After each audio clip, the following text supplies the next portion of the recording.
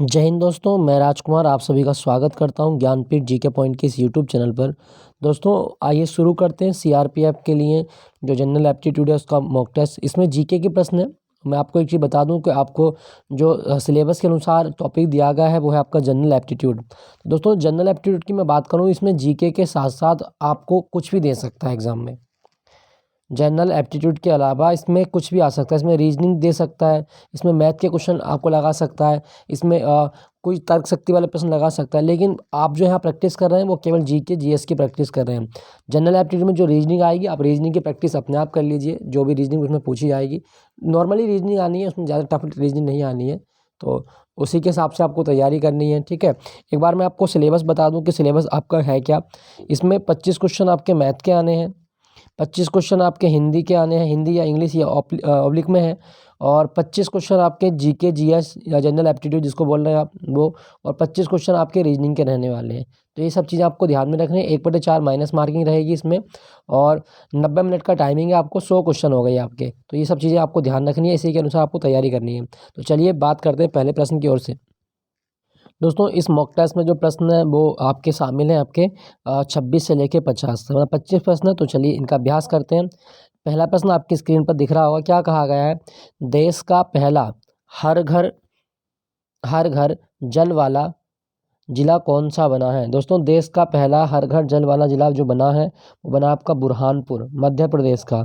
तो बुरहानपुर ये भारत का पहला हर घर जिला बना है। ये कौन से राज्य में आता है दोस्तों? मध्य प्रदेश में आता है, मध्य प्रदेश में आता है बुरहानपुर। ठीक है दोस्तों, कब घोषित किया गया था इसको? तो ये 22 जुलाई 2022 को, 22 जुलाई 2022 को बुरहानपुर भारत का पहला हर घर जल जिला घोषित किया गया था। मतलब दोस्तों क्या मतलब है कि यहाँ हर घर जल का, तो यहाँ मतलब है कि इस ज़िले में नल से जो जल के कनेक्शन है, मतलब टंकी वाले कनेक्शन है, वो सभी घरों को उपलब्ध करा दिए गए हैं। ठीक है, लगभग 1 लाख की आबादी है यहाँ पे।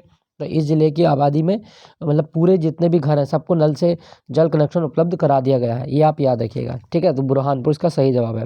दोस्तों यहाँ पे लिखा गया आपका भोपाल। मैं भोपाल के बारे में एक चीज़ बता देता हूँ आपको। अगर कभी क्वेश्चन आए कि भारत में केंद्रीय पुलिस प्रशिक्षण अकादमी कहाँ पर है, तो दोस्तों भारत में केंद्रीय पुलिस प्रशिक्षण अकादमी ये कहाँ पर है? तो ये आपके भोपाल में है, केंद्रीय पुलिस प्रशिक्षण अकादमी भोपाल। क्लियर, तो ये आप याद रखिएगा। और भोपाल में क्या है? भोपाल में इंदिरा गांधी राष्ट्रीय मानव संग्रहालय भी है। तो इंदिरा गांधी राष्ट्रीय मानव संग्रहालय ये कहाँ पर है? ये भी आपका भोपाल शहर में है। तो इंदिरा गांधी राष्ट्रीय मानव संग्रहालय भोपाल में है, ये भी आपको याद रखना है। क्लियर, तो देश का पहला हर घर जल वाला जिला वो है आपका Burhanpur. Option A is the right answer. Next प्रश्न की ओर चलते हैं। हाल ही में पर्यावरण वन और जलवायु परिवर्तन मंत्रालय ने किस स्थान पर हरियाली महोत्सव का आयोजन किया है? दोस्तों भारत के जो पर्यावरण वन और जलवायु परिवर्तन मंत्रालय इसने हरियाली महोत्सव का आयोजन जो किया था, ये किया था नई दिल्ली में। Option C is the right answer. नई दिल्ली में हरियाली महोत्सव का आयोजन हुआ था जुलाई 2022 में। ठीक है, नई दिल्ली। दोस्तों मैं बात करूँ यहाँ पे नई दिल्ली के बारे में, अगर आपके एग्जाम में कभी क्वेश्चन आए, दिल्ली से क्वेश्चन आ सकता है कि भारत में राष्ट्रीय भौतिक प्रयोगशाला कहाँ पर है? दोस्तों राष्ट्रीय भौतिक प्रयोगशाला ये आपका दिल्ली में ही है।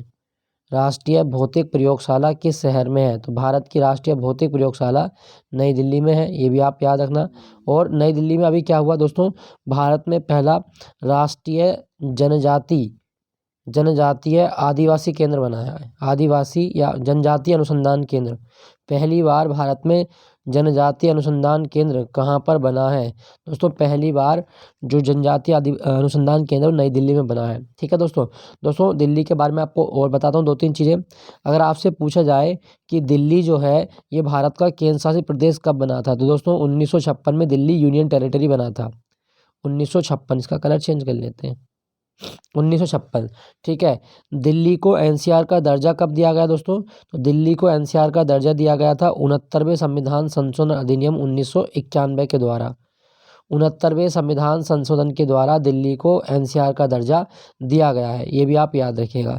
ठीक है, और दिल्ली जो है ये राष्ट्रपति के चुनाव में भाग लेती है 70वें संविधान संशोधन के द्वारा। ठीक है, दिल्ली की कितनी विधानसभा सीटें? 70 विधानसभा सीटें, ये भी आप याद रखिएगा। क्लियर, और दिल्ली का वास्तुकार अगर आपसे पूछा जाए तो वो है आपका एडविन लुटियंस।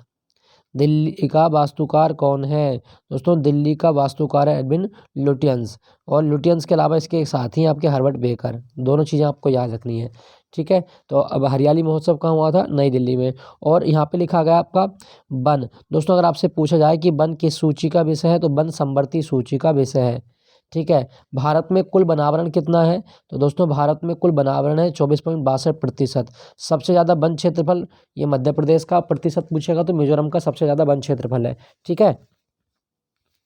अच्छा, ये तो हो गई वन की बात। भारतीय वन अनुसंधान केंद्र कहाँ पर है? वो देहरादून में है, वो आपको याद ही होगा।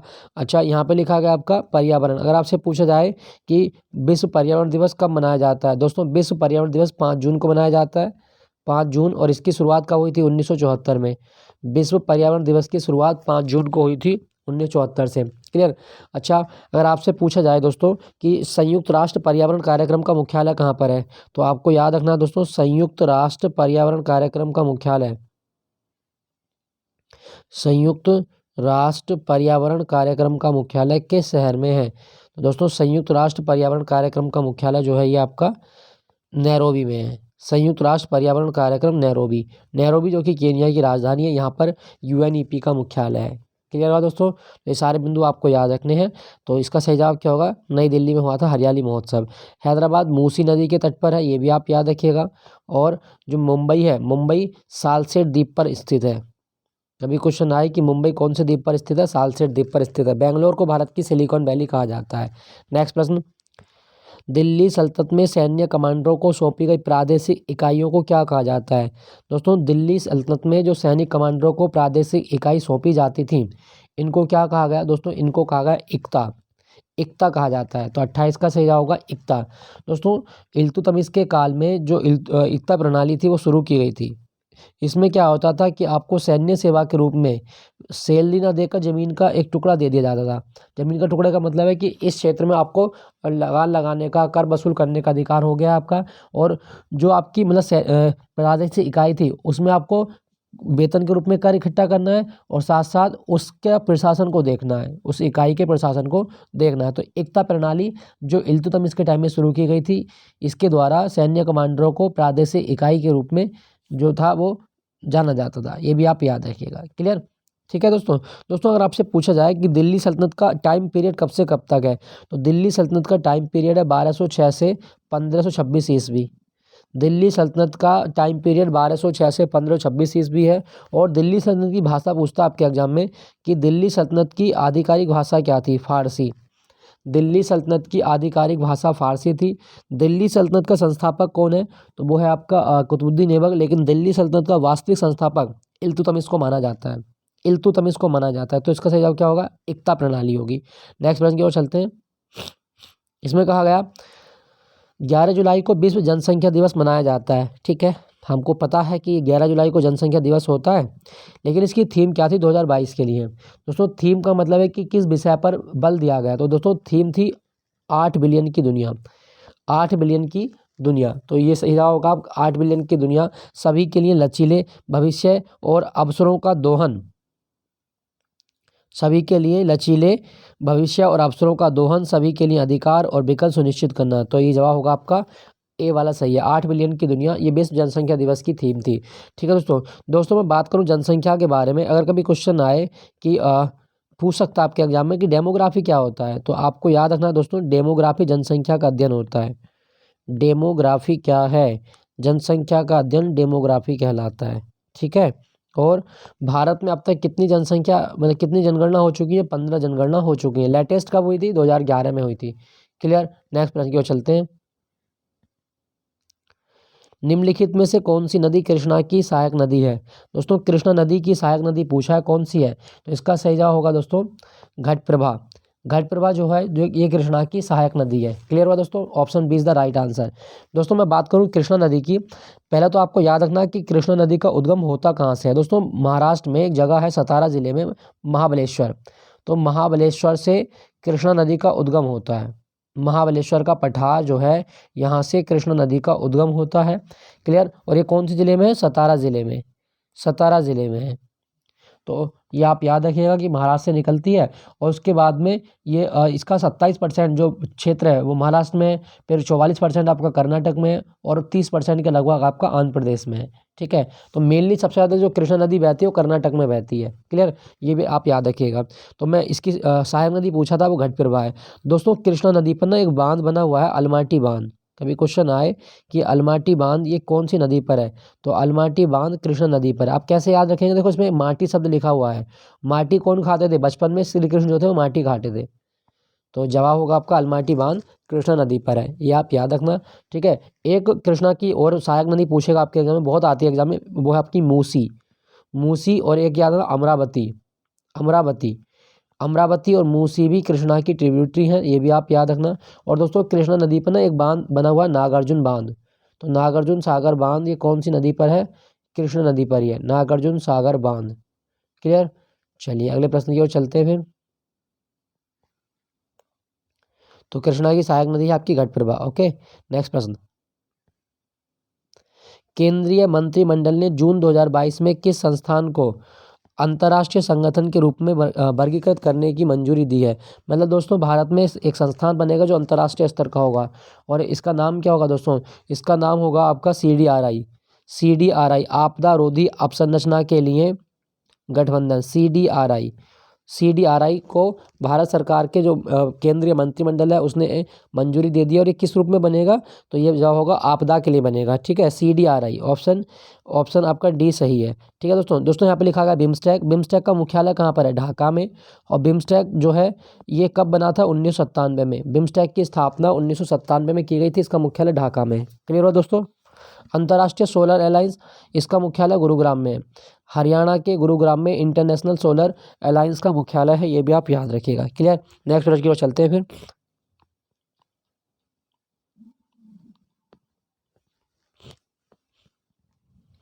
नेक्स्ट आपका क्वेश्चन संख्या 32 क्या कहा गया, सेबी का मुख्यालय किस शहर में है। दोस्तों सेबी का मुख्यालय किस शहर में हमें बताना है, तो इसका सही जवाब होगा आपका ऑप्शन बी, मुंबई में सेबी का मुख्यालय है, मुंबई। दोस्तों अगर आपसे पूछा है सेबी की फुल फॉर्म क्या है, तो सेबी की फुल फॉर्म बहुत आती है, मैं लिख देता हूँ, आप इसको याद कर लेना। Security and exchange board of India. Security and exchange board of India, ये सेबी का फुल फॉर्म है, ऑफ इंडिया।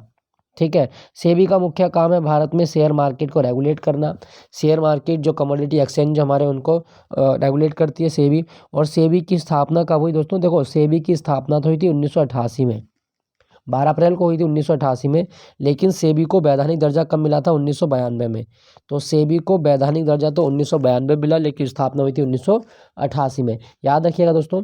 ठीक है दोस्तों, अगर आपसे पूछा जाए ना सेबी के अतिरिक्त आपसे एक मुख्यालय और मतलब पूछ लेगा, नबार्ड का मुख्यालय। नबार्ड का मुख्यालय कहाँ पर है, तो नबार्ड का मुख्यालय मुंबई में है आपका। ठीक है, ये भी आप याद रखिएगा। एक आपसे आयात निर्यात बैंक पूछता है, तो वो भी आपका मुंबई में है। ठीक है, यहाँ पे दोस्तों लिखा गया है आपका नई दिल्ली। अगर आपसे पूछा जाए कि पंजाब नेशनल बैंक का मुख्यालय कहाँ पर है, पंजाब नेशनल बैंक का मुख्यालय कहाँ पर है, तो पंजाब नेशनल बैंक का मुख्यालय नई दिल्ली में है। याद रखना है, पूछा जाता है आपके एग्जाम में। तो पंजाब नेशनल बैंक का मुख्यालय कहाँ पर आपका, नई दिल्ली में। ठीक है, यहाँ पे लिखा है चंडीगढ़। चंडीगढ़ का वास्तुकार बहुत आता है एग्जाम में, ली कार्बूजियर। चंडीगढ़ का वास्तुकार ली कार्बूजियर है, याद रखिएगा, क्वेश्चन आ जाता है आपके एग्जाम में। और चंडीगढ़ के साथ साथ आपको एक चीज़ याद रखनी है, गांधीनगर। कभी क्वेश्चन आए कि भारत का प्लाज्मा अनुसंधान केंद्र कहाँ पर है, दोस्तों भारत का प्लाज्मा अनुसंधान केंद्र गांधीनगर में है। भारत का प्लाज्मा अनुसंधान केंद्र कहाँ पर है, गांधीनगर में भारत का प्लाज्मा अनुसंधान केंद्र है। आपसे सेबी का मुख्यालय पूछा गया था, तो नई दिल्ली में है। नेक्स्ट प्रश्न आपका, निम्नलिखित में से कौन सा युग्म गलत है। दोस्तों गलत युग्म की पहचान करनी है।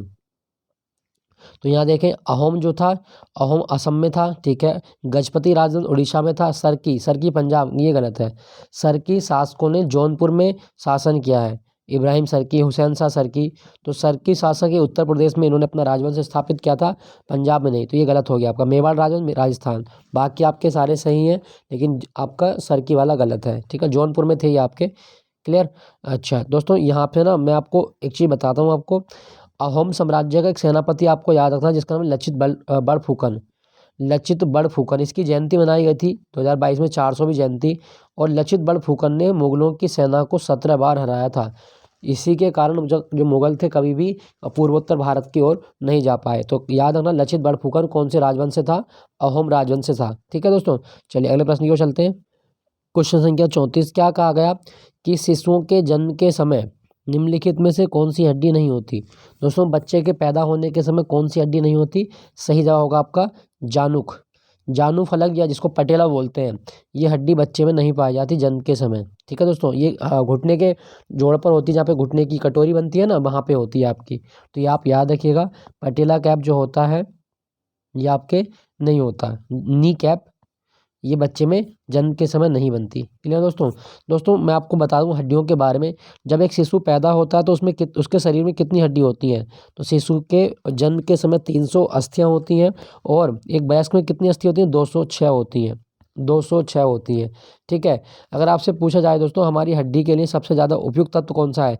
कैल्शियम और फास्फोरस हड्डियों के लिए आवश्यक माना जाता है, ये भी आप याद रखिएगा। अगर आपसे पूछे दोस्तों कि हड्डी को हड्डी से मिलाने वाला जोड़ क्या कहलाता है? हड्डी को हड्डी से मिलाने वाला जोड़ कहलाता है लिगामेंट्स। याद रखना, ये पूछ लेता है आपके एग्जाम में कि हड्डी को हड्डी से मिलाने वाला जोड़ क्या कहलाता है? तो लिगामेंट्स कहलाता है। याद रखना इसके बारे में। क्लियर? तो कौन सी हड्डी नहीं होती शिशुओं में जन्म के समय? नी कैप नहीं होती, जिसको आप जानुक बोलते हैं। अगले प्रश्न की ओर चलते हैं। नेपाल के कवि भानुभक्त आचार्य का डैश संस्कृत से नेपाली भाषा में अनुवाद करने के लिए प्रसिद्ध है। मतलब है दोस्तों, मतलब भानुभक्त आचार्य ने किस ग्रंथ का संस्कृत भाषा से नेपाली भाषा में अनुवाद किया था? तो आप याद रखिएगा, जो रामायण है ना, रामायण को लिखने वाले नेपाली कवि कौन है? तो वो है आपके भानुभक्त आचार्य। ये क्वेश्चन यूपीएसआई में आया था आपके एग्जाम में कि किस कवि ने नेपाली रामायण लिखी है? तो वो नेपाली रामायण लिखी है भानुभक्त आचार्य ने। याद रखिएगा दोस्तों। वैसे रामायण की बात करूं तो दोस्तों रामायण लिखी किसने है? वाल्मीकि ने।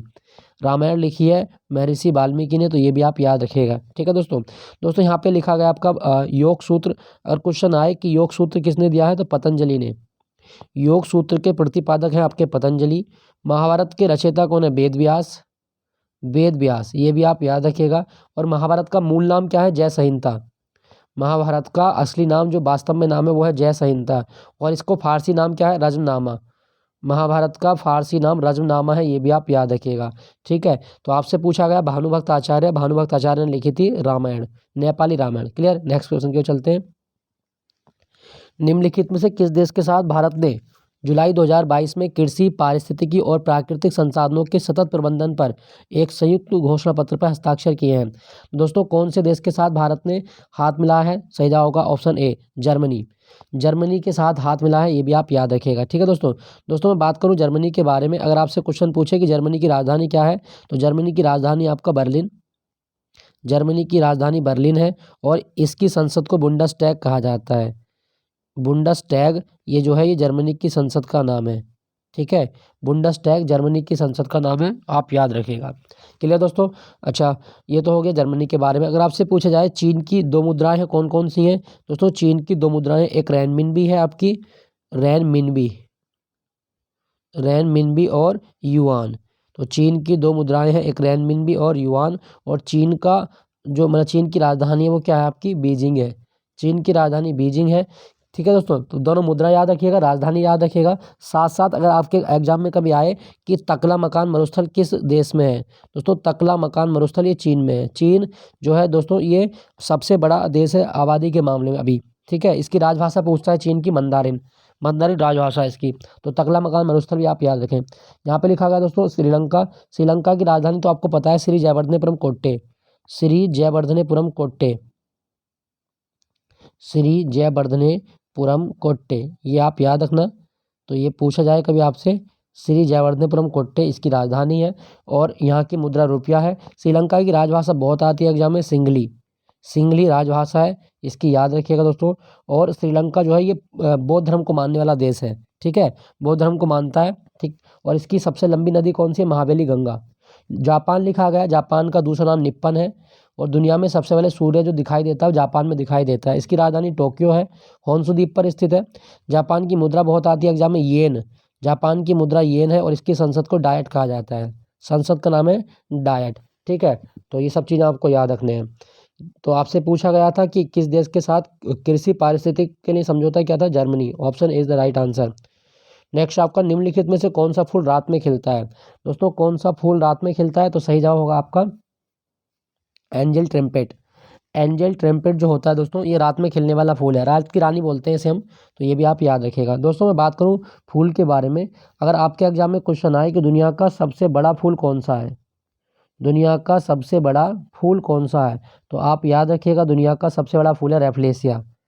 रेफलेशिया दुनिया का सबसे बड़ा फूल है। ये आपके एग्जाम में आ जाता है, तो आप इसको याद रखिएगा, रेफलेशिया दुनिया का सबसे बड़ा फूल है। क्लियर। और सबसे छोटा पूछेगा दोस्तों, सबसे छोटा फूल पूछेगा तो वो है आपका बुल्फिया। सबसे छोटा फूल कौन सा है दोस्तों? वो है आपका बुल्फिया। ये सबसे छोटा फूल है दुनिया का, और रैप्लेशिया सबसे बड़ा फूल है। क्लियर दोस्तों।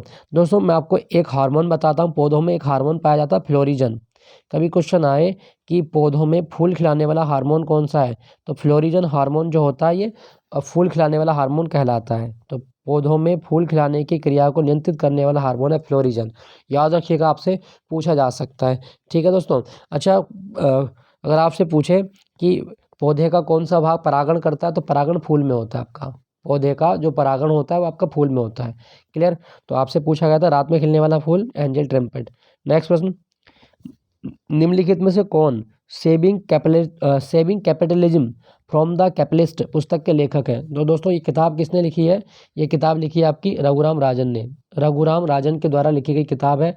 आरबीआई के पूर्व गवर्नर रह चुके हैं रघुराम राजन। और इनकी एक किताब जो सबसे प्रसिद्ध मुझे लगी वो है आपकी I do what I do. I do what I do बहुत आती है एग्जाम में दोस्तों, I do what I do. ये किसके द्वारा लिखी गई किताब है? तो ये भी रघुराम राजन की किताब है। ये भी आपको याद रखना है। क्लियर दोस्तों। दोस्तों यहाँ पे फिर लिखा गया बिमल जलान। बिमल जलान की किताब आई है द इंडिया स्टोरी, ये काफ़ी चर्चा में है आजकल। तो ये भी आप याद रखना कि द इंडिया स्टोरी पुस्तक के लेखक कौन है। दोस्तों इंडिया स्टोरी पुस्तक लिखी है आपकी बिमल जलान ने। इंडिया स्टोरी पुस्तक बिमल जलाल ने लिखी है। आप याद रखिएगा, क्वेश्चन आ सकता है आपके एग्जाम में। और दोस्तों यहाँ पे ना लिखिएगा आपके उर्जित पटेल। अगर क्वेश्चन आए कि ओवरड्राफ्ट, एक किताब लिखी गई ओवरड्राफ्ट, ये किसने लिखी है? तो ओवरड्राफ्ट किताब लिखी है आपकी उर्जित पटेल ने। ओवरड्राफ्ट उर्जित पटेल ने लिखी है, आप याद रखिएगा। ठीक है दोस्तों। तो आपसे पूछा गया था कि saving capitalism from the capitalist किसकी किताब है? रघुराम राजन की। अगले प्रश्न की ओर चलते हैं। नेक्स्ट है दोस्तों, दुनिया की सबसे शक्तिशाली अंतर महाद्वीपीय बैलिस्टिक मिसाइल जिसका नाम सरमत। सरमत किस देश की मिसाइल है? दोस्तों दुनिया की सबसे शक्तिशाली मिसाइल है ये, और ये अंतर महाद्वीपीय यानी कि इंटरकॉन्टिनेंट है, एक महाद्वीप से दूसरे महाद्वीप में मार कर सकती है। किस देश की मिसाइल है? तो दोस्तों सरमत मिसाइल जो बनाई है वो बनाई है रूस ने। ऑप्शन सी आपका सही जवाब है, रूस के द्वारा बनाई गई मिसाइल है। ये भी आप याद रखिएगा। ठीक है। और ये अप्रैल में बनी थी 2022 में। रूस की राजधानी क्या है दोस्तों? मॉस्को। रूस की राजधानी मॉस्को है, याद रखिएगा इसके बारे में। और यहाँ की मुद्रा को रूबल कहा जाता है, रूस की मुद्रा रूबल है। रूस की संसद का जो निम्न सदन है उसको डीमा बोलते हैं। एक्चुअल में जब भी क्वेश्चन आएगा तो रूस की संसद पूछेगा तो डीमा लगाना है आपको। वैसे फेडरल असेंबली है, लेकिन मान सकते हैं कि लोअर सदन जो है उसका वो डीमा है। ठीक है। और रूस की सबसे लंबी नदी कौन सी है दोस्तों? बोल्गा। रूस की सबसे लंबी नदी बोल्गा है, ये भी आप याद रखिएगा। और मैं आपको बता दूं दोस्तों, रूस में जो मतलब पहाड़ मिलते हैं इनका नाम है यूराल के पहाड़। तो यूराल के पहाड़ कहाँ पर मिलते हैं? यूराल के पहाड़ मिलते हैं रूस में, यूराल पर्वत रूस में। और यूराल पर्वत एशिया को यूरोप से अलग करते हैं। ठीक है। रूस जो है दोस्तों, इसके बारे में एक चीज़ और याद रखिएगा कि रूस जो है ये सबसे ज़्यादा प्राकृतिक गैस का उत्पादन भी करता है। क्लियर। और एक चीज़ मैं आपको बता दूं, रूस के बारे में ये पूछा जा सकता है कि दुनिया का सबसे बड़ा क्षेत्रफल वाला देश कौन सा है? वो है आपका रूस। तो ये सब चीज़ याद है। सरमत मिसाइल रूस की मिसाइल है। क्लियर दोस्तों। यहाँ पे लिखा गया आपका ईरान। ईरान की राजधानी क्या है? तेहरान। और ईरान की जो संसद है इसका नाम है मजलिस। तो ईरान की संसद जरूर याद रखिएगा, मजलिस। ठीक है। ईरान की संसद मजलिस है, आप याद रखें। अच्छा यहाँ पे लिखा गया आपका उत्तर कोरिया। उत्तर कोरिया की राजधानी है प्योंगयांग। पियोंगयांग। और यहाँ की मुद्रा को बॉन कहा जाता है। पियोंगयांग राजधानी है और मुद्रा है बॉन। बाकी अमेरिका की राजधानी वॉशिंगटन है और यहाँ की मुद्रा को डॉलर कहा गया है। नेक्स्ट प्रश्न की ओर चलते हैं। हड़प्पा स्थलों पर मिली वस्तुओं को इंजीनियर आज के पाकिस्तान के पंजाब में पहली रेलवे लाइनों का निर्माण करने के लिए ले गए थे। दोस्तों हड़प्पा सभ्यता पे मतलब कौन सी वस्तु थी जिसको इंजीनियर जो थे पाकिस्तान के पंजाब में पहली रेलवे लाइन का निर्माण करने के लिए ले गए थे? तो इसका सही जवाब क्या होगा दोस्तों? वो थी आपकी ईंटें। ईंटें ले गए थे, ये आप याद रखिएगा। दोस्तों हड़प्पा सभ्यता जो है ये कैसी सभ्यता है? तो कांस्य युगीन सभ्यता है। अच्छा कांसा कैसे बनता है दोस्तों? कांसा कॉपर प्लस टिन के लिए बनाया जाता है। कांसा कॉपर प्लस टिन को मिला के बनाया जाता है, आप याद रखिएगा, ठीक है दोस्तों। और जो हड़प्पा सभ्यता है ना, हड़प्पा सभ्यता को सिंधु सभ्यता भी कहा जाता है। सिंधु सभ्यता भी कहा गया है हड़प्पा सभ्यता को, ये भी आप याद रखिएगा। क्लियर? नेक्स्ट प्रश्न की ओर चलते हैं। एलिफेंटा की गुफाओं में कौन से संप्रदाय से जुड़े हुए रॉक कट का संग्रह है? दोस्तों एलिफेंटा की गुफा ये महाराष्ट्र में आती है आपकी, और एलिफेंटा की गुफाओं में अगर आपको देखा जाएगा तो इसमें शिव की त्रिमूर्ति को दिखाया जाता है। तो इसमें सही जवाब आपका शिव। शिव की त्रिमूर्ति को दिखाया गया है, ठीक है। शिव को इस संसार का सृजनकर्ता, इस संसार का पालनकर्ता, संचालनकर्ता के रूप में दिखाया गया है, और विनाशकर्ता भी शिव है। तो एलिफेंटा की गुफा ये महाराष्ट्र में है, ये भी आप याद रखिएगा, ठीक है दोस्तों। और महाराष्ट्र में एक गुफा और याद रखना, अजंता की गुफा, ये भी बहुत आती है। अजंता की गुफा कहाँ पर है? महाराष्ट्र में। और महाराष्ट्र में ही एलोरा की गुफाएं भी हैं। अजंता की गुफा, एलोरा की गुफा सब महाराष्ट्र में है, आप याद रखिएगा। शिव को समर्पित है। क्लियर दोस्तों? दोस्तों अगर आपसे पूछा जाए, मैं आपको एक चीज़ बताता हूँ कि अर्धनारीश्वर किस भगवान को कहा जाता है? तो शिव को अर्धनारीश्वर कहा जाता है। क्लियर दोस्तों? तो ये सारी चीज़ें आपको याद रखना है। नेक्स्ट प्रश्न की ओर चलते हैं। निम्नलिखित में से लाहो किस भारतीय राज्य का लोक नृत्य है? दोस्तों लाहो लोक नृत्य आपका मेघालय का। ऑप्शन सी मेघालय का लोक नृत्य लाहो, आप याद रखिएगा। यहाँ पे कुछ राज्य लिखे गए हैं, जैसे बिहार का पूछा जाए आपसे तो बिहार के मैं आपको 2-3 बता देता हूँ। जटा जटिन, जटा जटिन, ठीक है। विदेशिया बहुत आता है एग्जाम में। जटा जटिन, विदेशिया, सामा चकेबा, झिझिया, झिझिया बहुत आता है एग्जाम में। तो ये सब बिहार के डांस है आपके। झिझिया, ये सब बिहार के डांस हैं। क्लियर दोस्तों? अच्छा ये 3 तो हो गए बिहार के। अगर आपसे पूछा जाए कि हरियाणा के कौन से, तो हरियाणा के लूर बहुत इंपॉर्टेंट है। लूर के बाद में धमाल बहुत इंपॉर्टेंट है, बहुत आता है धमाल। स्वांग बहुत आता है एग्जाम में। स्वांग कहाँ का डांस है? यह सब हरियाणा के डांस है, ठीक है। धमाल से, और एक पूछेगा आपसे फाग, फाग बहुत आता है एग्जाम में। तो ये सब चीज़ें आपको याद रखनी है, ठीक है। उत्तर प्रदेश का सबसे प्रसिद्ध डांस याद रखिएगा, नौटंकी। नौटंकी यहाँ का नाट्य कला मान सकते हैं आप। नौटंकी और चरकुला, चरकुला जो है ये आपका ब्रज क्षेत्र में होता है, तो चरकुला डांस भी आप याद रखिएगा। क्लियर? तो लाहो पूछा गया था मेघालय का। दोस्तों अगर आपसे पूछा जाए ना कि मेघालय कब बना था, तो 21 जनवरी 1972 को मेघालय की स्थापना की गई थी। 21 जनवरी 1972। क्लियर? नेक्स्ट प्रश्न की ओर चलते हैं। निम्नलिखित में से किसे राष्ट्रपति द्रौपदी मुर्मू का सचिव बनाया गया है? तो द्रौपदी मुर्मू के सचिव जो बने वो बने हैं आपके Rajesh Verma. Option A is the right answer, ठीक है दोस्तों। दोस्तों द्रौपदी मुर्मू जो है ये भारत की पहली आदिवासी महिला राष्ट्रपति हैं। तो आदिवासी जो है ये आपकी कौन सी जनजाति है? तो संथाल। इनकी जो जाति है मतलब जनजाति, वो संथाल जनजाति है, आप याद रखिएगा, ठीक है दोस्तों। संथाल जनजाति।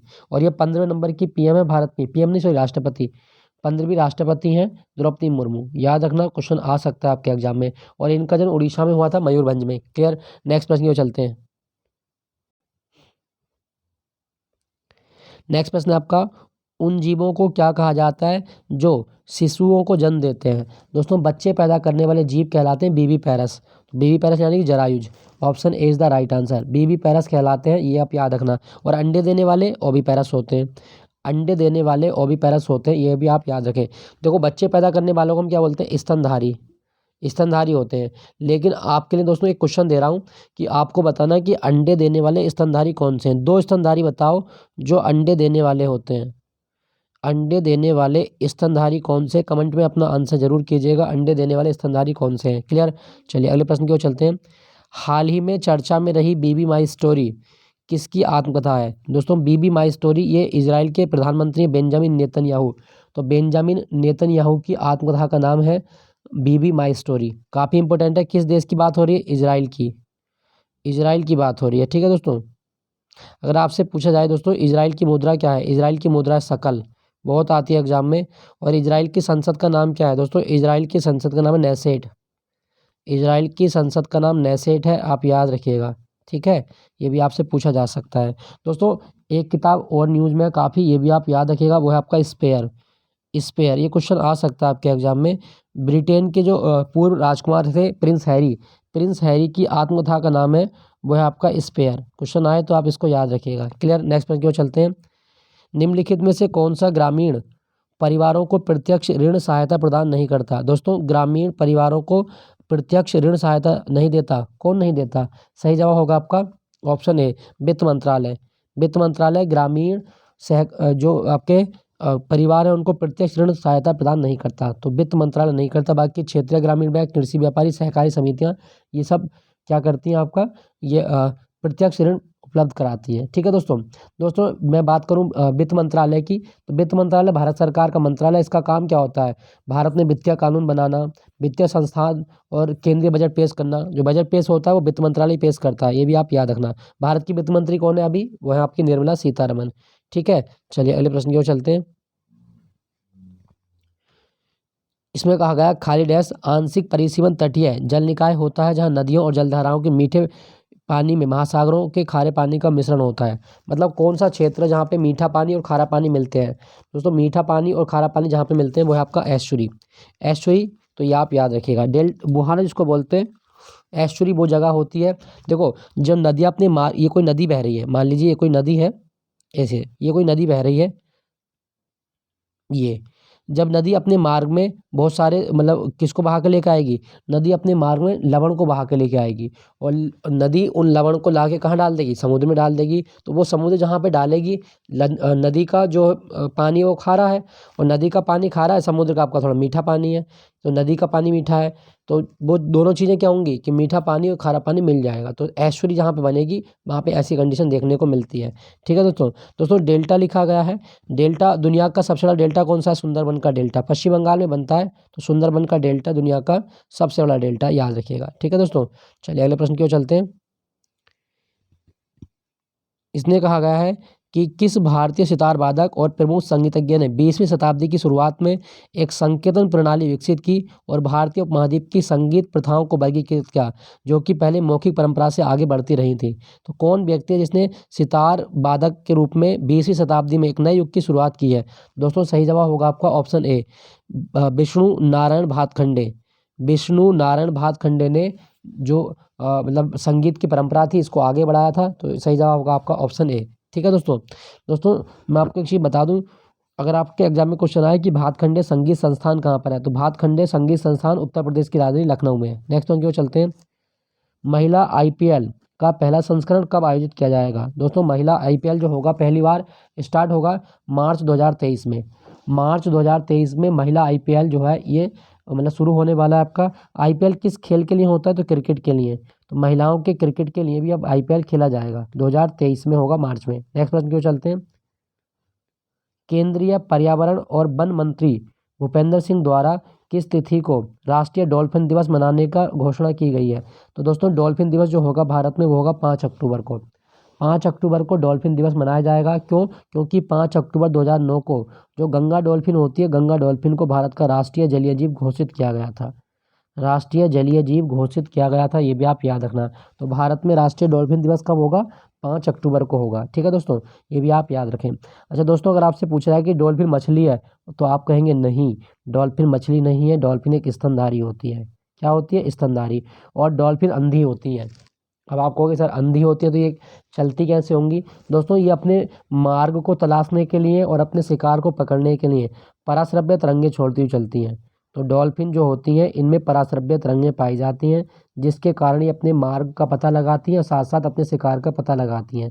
तो भारत में राष्ट्रीय डॉल्फिन दिवस कब होगा? 5 अक्टूबर को। तो दोस्तों ये था आज का मॉक टेस्ट। आई होप ये सेशन आपको अच्छा लगा होगा। अच्छा लगे तो लाइक ज़रूर कीजिएगा। मिलता हूँ आपको अगले मॉक टेस्ट के साथ में। Thank you for watching Gyanpeeth ji के पॉइंट।